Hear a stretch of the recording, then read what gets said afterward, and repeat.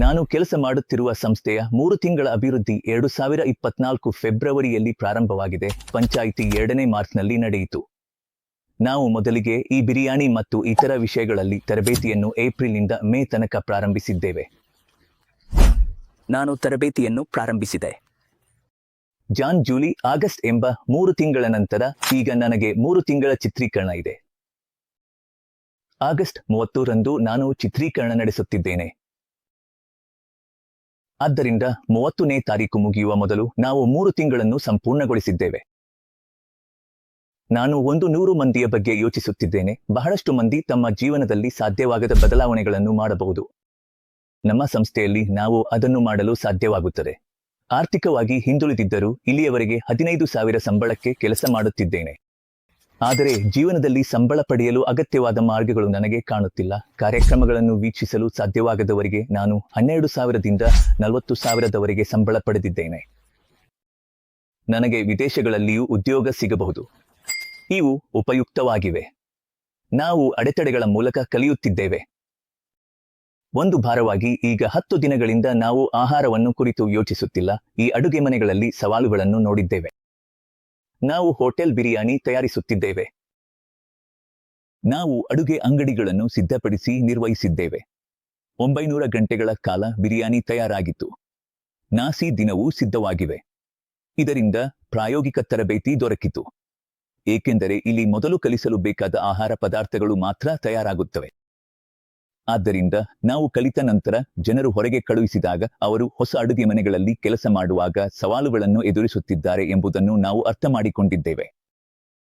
ಆದ್ದರಿಂದ ಅಗತ್ಯವಿರುವ 2ನೇ ಹಂತಗಳನ್ನು ಸಿದ್ಧಪಡಿಸಿ ಹೋಟೆಲ್, ಅಡುಗೆ ಮನೆ ಅಥವಾ ಬಿರಿಯಾನಿ ಕೇಂದ್ರಗಳಲ್ಲಿ ವಾಸ್ತವವಾಗಿ ಕೆಲಸ ಮಾಡಲು ಬಂದಿದ್ದೇವೆ. ನಾವು ಒಂದೇ ರೀತಿಯ ಸಹೋದರಿಯನ್ನು ಸೃಷ್ಟಿಸಿದ್ದೇವೆ. ಥಾನೆನಲ್ಲಿ ಸಮಯ, ಕೃಷಿ ಅಂಗಡಿಗಳ ನಿರ್ಮಾಣ ಮತ್ತು ಇತರ ಕೆಲಸಗಳಿಗೆ ವೆಚ್ಚ ಮಾಡುತ್ತಾರೆ. ಅದಾದ ನಂತರ ನಾವು ಬಿರಿಯಾನಿ ಮತ್ತು ಇತರ ವಸ್ತುಗಳನ್ನು ತಯಾರಿಸಿ ರಾತ್ರಿ 9 ಗಂಟೆಗೆ ಮುಗಿಸಿ ಸ್ಟಾರ್ ಅಥವಾ ಇತರ ಕಾರ್ಯಕ್ರಮಗಳಿಗೆ ಹೋದೆವು ಮತ್ತು ನಂತರ ಪ್ರೋ ಜೊತೆ ಏನಾದರೂ ಮಾಡಿದೆವು. ಅವಶ್ಯಕವಾದ ಎಲ್ಲಾ ಕೆಲಸಗಳನ್ನು ನಾವು ಮಾಡಿದ್ದೇವೆ.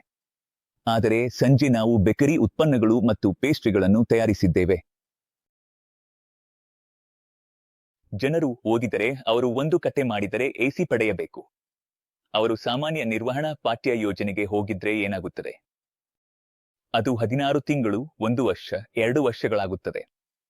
ಅವರು ಇನ್ಸ್ಟಾಲ್ ಮಾಡಿದ ವಸ್ತುಗಳನ್ನು 1 ಬಾರಿ ಅಥವಾ 2 ಬಾರಿ ಚರ್ಚಿಸುತ್ತಾರೆ. ನಂತರ ಅವರು ಪಾಠಗಳನ್ನು ಒಂದರೊಂದಿಗೆ ಒಂದನ್ನು ಓದುತ್ತಾರೆ. ಬಹಳಷ್ಟು ಹಾಡುಗಳನ್ನು ಸಂಪೂರ್ಣ ಮಾಡಿದ ನಂತರ ಅವರು ಕೊನೆಗೆ ಕೇಳಿದಾಗ ಅವರಿಗೆ ಹೆಚ್ಚು ಕ್ರಿಯೆಗಳು ಇರುವುದಿಲ್ಲ. 1G1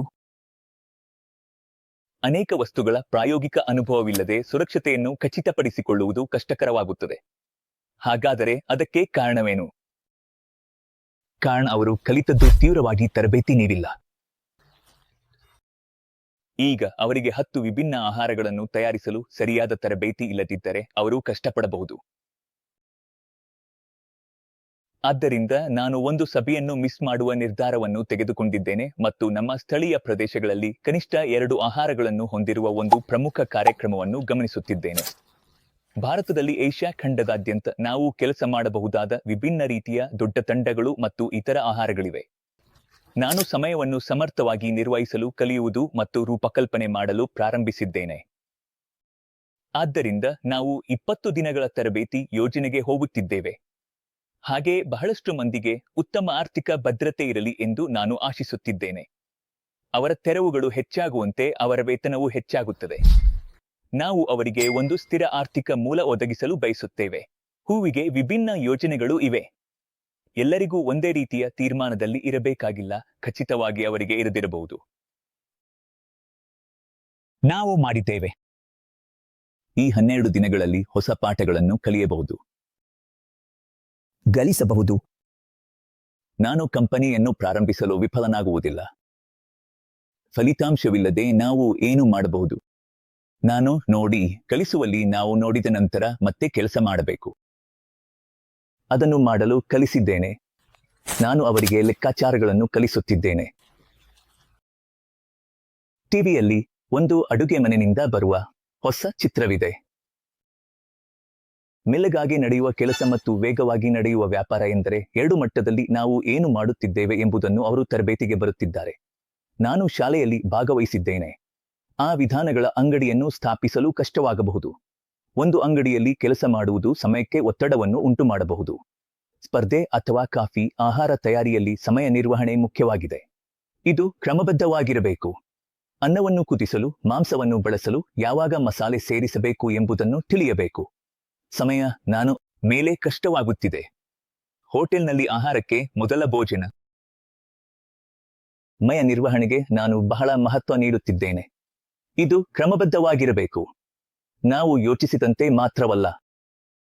ಅನ್ನವನ್ನು ಕುದಿಸಲು ಮಾಂಸವನ್ನು ಬಳಸಬೇಕು, ಮಸಾಲೆ ಸೇರಿಸಲು ತಿಳಿಯಬೇಕು. ಈ ಮಾರ್ಗದಲ್ಲಿ ನಾವು ಸಮಯಕ್ಕೆ ತಯಾರಾಗಿ ಒದಗಿಸಬಹುದು. ಅಡುಗೆ ಮಾಡುವಾಗ ನಾನು ಗಮನಿಸಿದ ಒಂದು ದೊಡ್ಡ ಸಮಸ್ಯೆ ಏನೆಂದರೆ ಅವರಿಗೆ ಸಮಯಕ್ಕೆ ಸರಿಯಾಗಿ ವಸ್ತುಗಳನ್ನು ತಯಾರಿಸುವುದು ಕಷ್ಟವಾಗುತ್ತದೆ ಮತ್ತು ನಿರ್ದಿಷ್ಟ ಸಮಯದಲ್ಲಿ ವಸ್ತುಗಳನ್ನು ತಯಾರಿಸಬೇಕಾಗುತ್ತದೆ. ಆದರೆ ಅದು ಹಲವು ಬಾರಿ ಸಾಧ್ಯವಾಗುವುದಿಲ್ಲ. ಈ ನಿರ್ದಿಷ್ಟ ಸಮಯದಲ್ಲಿ ನಾವು ವಸ್ತುಗಳನ್ನು ತಯಾರಿಸಿ ಒದಗಿಸಬೇಕು, ಆದರೆ ಅದು ಸಾಧ್ಯವಾಗುತ್ತಿಲ್ಲ. ಈ ಬಿರಿಯಾನಿಗೆ ಇನ್ನೊಂದು ಮುಖ್ಯ ಅಂಶವನ್ನು ನಾನು ಉಲ್ಲೇಖಿಸಬೇಕು. ಆದರೆ ನಾವು ಕಷ್ಟವಾದ ಮಸಾಲೆಗಳನ್ನು ತಯಾರಿಸಿ ಅವುಗಳನ್ನು ಮಿಶ್ರಣ ಮಾಡಿ ಸ್ಥಳೀಯ ಬಿರಿಯಾನಿ ಮಾಡಬಹುದು. ಅವರು ನೊರುಮು ಇಲ್ಲದೆ ಸುಂದರ ಬಿರಿಯಾನಿ ಮಾಡಲಾಗದ ಪರಿಸ್ಥಿತಿಯಲ್ಲಿ ಇದ್ದಾರೆ. ಗಂಟೆಗೆ 53 ಚಿಂಟಪಂಡು ತೆಗೆದುಕೊಳ್ಳಿ. ನಾವು ಪರಂಪರಾ ಬಿರಿಯಾನಿ ತಯಾರಿಸುತ್ತಿರುವಾಗ ಅದನ್ನು ಮಾಡಲು ಸಾಮಾನ್ಯವಾಗಿ 2 ಗಂಟೆಗಳಿಗಿಂತ ಕಡಿಮೆ ಸಮಯವನ್ನು ಯೋಚಿಸಲು ಅಗತ್ಯವಿಲ್ಲ. ಈ ಉತ್ಪನ್ನವನ್ನು ಅನುಮತಿಸುತ್ತದೆ. ನಾವು 4 ರಿಂದ 110 ಭಾಗಗಳನ್ನು ತಯಾರಿಸುತ್ತಿದ್ದೇವೆ. ಮಧ್ಯಾಹ್ನ ಭೋಜನಕ್ಕೆ 15 ಉತ್ಸಾಹವು ಕಡಿಮೆಯಾಗಿ ರುಚಿ ಬದಲಾಗುವುದಿಲ್ಲ. ಇದು ಮನಸ್ಸಿಗೆ ಒತ್ತಡವನ್ನು ಉಂಟುಮಾಡುತ್ತದೆ. ಬಹಳಷ್ಟು ಜನ ನಾನು ಇನ್ನೂ ಮಾಡಲಾರೆ ಎಂದು ಹೇಳುತ್ತಿದ್ದಾರೆ. ನನ್ನ ಅನುಭವದಿಂದ ವಿಡಿಯೋಗಳನ್ನು ಹಂಚಿಕೊಳ್ಳುವುದು ಹೋಟೆಲ್ ಮಾಲೀಕರ ದೃಷ್ಟಿಕೋನದಿಂದ ವಿರುದ್ಧವಾಗಿರುತ್ತದೆ. ರುಚಿ ಬದಲಾಗುವಾಗ ಸೂಪ್ ಬಿರಿಯಾನಿಗಳು ಆಹಾರವಾಗಿ ಅನುಭವಿಸುತ್ತವೆ. ಸಮಯ ಮತ್ತು ಇಂಧನ ಸಮಸ್ಯೆಗಳನ್ನು ಸುಧಾರಿಸುವುದು 30 ರಿಂದ 50% ಉಳಿತಾಯ ಮಾಡುತ್ತದೆ. ಆಸಕ್ತಿ ವಹಿಸಿ. ಅದು ಸತ್ಯ. ನಾನು ಅದರ ಬಗ್ಗೆ ಕೆಲವು ವಿಡಿಯೋಗಳನ್ನು ಹಂಚಿಕೊಳ್ಳಲು ಹೋಟೆಲ್ ಮಾಲೀಕರು ನನ್ನ ಅಭಿಪ್ರಾಯಗಳನ್ನು ಹೆಚ್ಚು ಒಪ್ಪುವುದಿಲ್ಲ. ರುಚಿ ಬದಲಾಗುತ್ತಿದೆ. ಬಿರಿಯಾನಿಗಳು ಅನುಭವಿಸುತ್ತವೆ. ಬಿರಿಯಾನಿ ಉತ್ತಮದಾಗಿ ಬರುವ ಅವಕಾಶವಿದೆ. ಸಮಯ ಮತ್ತು ಇಂಧನ ಎಲ್ಲವೂ ವ್ಯರ್ಥವಾಗುತ್ತದೆ. ನಾವು ಅವುಗಳಲ್ಲಿ 30 ರಿಂದ 50% ಉಳಿತಾಯ ಮಾಡಬಹುದು. ಬಹಳಷ್ಟು ವಿದ್ಯಾರ್ಥಿಗಳು ಇದನ್ನು ಕಲಿತಿದ್ದಾರೆ. ಬಹಳಷ್ಟು ಜನ ಆ ವಿಡಿಯೋವನ್ನು ನೋಡಿದ್ದಾರೆ. ಅಂದಾಜುಗಳು ಬರುವಾಗ ಅವರು ಸಂತೋಷವನ್ನು ನೋಡಬಹುದು. ಬಿರಿಯಾನಿ ಪಡೆಯುವುದು ಸಾಧ್ಯ. 2 ಗಂಟೆಗಳ ಕಾಲ ಮಾಡಿದ ಸಮಯ ಮತ್ತು ಇಂಧನ ತೆಗೆದುಕೊಳ್ಳುತ್ತವೆ. ಆಗ ನೀವು ಸಾಮಾನ್ಯ ಬಿರಿಯಾನಿಗಿಂತ 30 ರಿಂದ 50% ಹೆಚ್ಚಿನ ಲಾಭವನ್ನು ಪಡೆಯಬಹುದು. ನನಗನ್ನಿಸುತ್ತದೆ, ಏಕೆಂದರೆ ಇದನ್ನು ಕಲಿಯುವ ಅನೇಕ ವಿದ್ಯಾರ್ಥಿಗಳೊಂದಿಗೆ ನಾವು ಒಟ್ಟಿಗೆ ಇದ್ದೇವೆ. ಒಂದು ವಿಡಿಯೋಗೆ ಮುನ್ನ ಅದನ್ನು ಅಂಡಿ ಚೀರಲು ಆಸಕ್ತಿ ಇರುವವರು ಇದ್ದಾರೆ. ಆದರೆ ನಾವು ಅದನ್ನು ತಪ್ಪಿಸೋಣ. ವಿಡಿಯೋ ಜಗತ್ತಿನಲ್ಲಿ ನಾವು 11,608 ವಿಡಿಯೋಗಳನ್ನು ಅಪ್ಲೋಡ್ ಮಾಡಿದಾಗ ಕಡಿಮೆ ಸಂಖ್ಯೆಯ ವಿದ್ಯಾರ್ಥಿಗಳ ಅಂದಾಜುಗಳು ಸಂತೋಷವನ್ನು ತೋರಿಸುತ್ತವೆ. ಬಿರಿಯಾನಿ ಬಗ್ಗೆ ಹೆಚ್ಚು ಕಲಿತಿದ್ದಾರೆ. ವ್ಯಾಪಾರ ಬಗ್ಗೆ ಸಹ ಕಲಿತಿದ್ದಾರೆ. ಈ ವಿವರಗಳನ್ನು ನಾನು ಹಿಡಿದಿಟ್ಟುಕೊಳ್ಳಬೇಕು. ಒಂದು ಶಕ್ತಿಶಾಲಿ ಆಧಾರವನ್ನು ನಿರ್ಮಿಸಲು ವೆಚ್ಚಗಳು ಉದ್ಯೋಗಿಗಳಿಗೆ ತೆರಿಗೆ ವಿಧಿಸುತ್ತವೆ. ನಾವು ಯಥಾರ್ಥವಾದ ವಕಲಾ ಕೌಶಲ್ಯಗಳನ್ನು ಕಲಿಸಲು ಚಂದಾ ತೆಗೆದುಕೊಂಡು ಹೋಟೆಲ್ ಉದ್ಯಮದಲ್ಲಿ ಇರುವ ಸ್ನೇಹಿತರೊಂದಿಗೆ ಹಂಚಿಕೊಳ್ಳಬೇಕು. ಅವರು ಅರ್ಥ ಮಾಡಿಕೊಳ್ಳಬೇಕಾದದ್ದು ಬಿರಿಯಾನಿ ಕಲಿಸುವುದಲ್ಲ. ಇದು ಒಂದು ವ್ಯಾಪಾರದಲ್ಲಿ ಅದನ್ನು ಹೇಗೆ ನಿರ್ವಹಿಸಬೇಕು ಎಂಬುದರ ಬಗ್ಗೆ ಇಲ್ಲಿ ಅನೇಕ ಸಮಸ್ಯೆಗಳು ಉಂಟಾಗಬಹುದು. ಆದರೆ ಅದಕ್ಕೆ ಗಮನ ಹರಿಸಬೇಕಾದ ವಿಷಯಗಳಿವೆ. ಅವುಗಳ ಬಗ್ಗೆ ಸಾಮಾನ್ಯವಾಗಿ ಜನರು ಮಾತನಾಡುತ್ತಾರೆ. ಅವರು ಈ ವಿವರಗಳನ್ನು ವಿವರಿಸಿದ್ದಾರೆ. ಆದ್ದರಿಂದ ನಾವು ಎಲ್ಲಾ ವಿಷಯಗಳನ್ನು ಕಲಿಯಬೇಕು, ಅರ್ಥ ಮಾಡಿಕೊಳ್ಳಬೇಕು, ಒಂದು ಶಕ್ತಿಶಾಲಿ ಆಧಾರವನ್ನು ನಿರ್ಮಿಸಬೇಕು. ನಂತರ ನಾವು ನಮ್ಮ ಸಂಸ್ಥೆಯಲ್ಲಿ ಈ ವಿಷಯಗಳನ್ನು ನಿಜವಾಗಿಯೂ ಅರ್ಥ ಮಾಡಿಕೊಳ್ಳಬಹುದು. ಕತ್ತಿ ತಕ್ಷಣ ಉದ್ಯೋಗಿಗಳಿಗೆ ತೆರಿಗೆ ವಿಧಿಸುವುದು ಸಾಮಾನ್ಯ ವಿಷಯವಲ್ಲ. ನಾವು ಇದನ್ನು ಸೊಲ್ಯೂಷನ್ ಜೊತೆಗೆ ನೀಡುತ್ತಿದ್ದೇವೆ. ವ್ಯವಹಾರವನ್ನು ಹೇಗೆ ನಡೆಸುವುದು, ಅಡುಗೆ ಮನೆಯನ್ನು ಹೇಗೆ ನಿರ್ವಹಿಸುವುದು ಎಂಬುದರ ಕುರಿತು ಇದು ನಿಜವಾದ ತರಬೇತಿಯಾಗಿದೆ. ನಮಗೆ ಈ ಜ್ಞಾನ ಭಾರತದಲ್ಲಿ ಮಾತ್ರ ಇದೆ. ಎಲ್ಲರೂ ಈ ರೀತಿಯ ಒಳ್ಳೆಯ ದೃಷ್ಟಿಯನ್ನು ಬಯಸುತ್ತಾರೆ ಎಂದು ತೋರುತ್ತದೆ. ಆದ್ದರಿಂದ ದಯವಿಟ್ಟು ಲೈಕ್ ಬಟನ್ ಒತ್ತಿ ಮತ್ತು ಇದನ್ನು ನಿಮ್ಮ ಸ್ನೇಹಿತರೊಂದಿಗೆ ಹಂಚಿಕೊಳ್ಳಿ. ಅವರು ಹೋಟೆಲ್ ಉದ್ಯಮದಲ್ಲಿದ್ದರೂ ಸಹ ಇದಕ್ಕೆ ಸಂಬಂಧಿಸಿದಂತೆ ತೆಗೆದುಕೊಳ್ಳಲಾಗಿದೆ. ನಿಮ್ಮ ಸ್ನೇಹಿತರು ಇದನ್ನು ಹಂಚಿಕೊಂಡರೆ ನೀವು ನಗುತ್ತಾ ಸಂದೇಹಗಳನ್ನು ಹೊಂದಿದ್ದರೂ ಸರಿಯಾದ ಮಾಹಿತಿಗೆ ಆ ಲಿಂಕ್ ಮೂಲಕ ತಲುಪಬಹುದು. ಧನ್ಯವಾದಗಳು.